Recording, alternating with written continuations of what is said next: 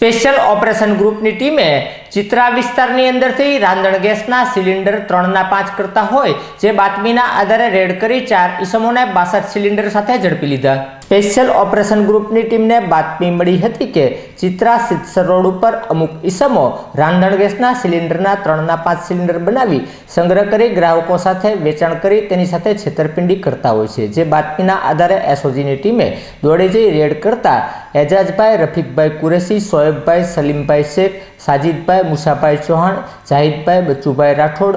કુલ cylinder 62 સાથે મળી આવતા પોલીસે આ તમામ ઈસમોની 2 રિક્ષા સહિતના મુદ્દામાલ સાથે અટકાયત કરી જગાભાઈ વાડીવાળાની સામે પણ ગુનો નોંધી આ 5 આરોપીઓ વિરુદ્ધ ધોરણસરની કાર્યવાહી હાથ ધરી હતી।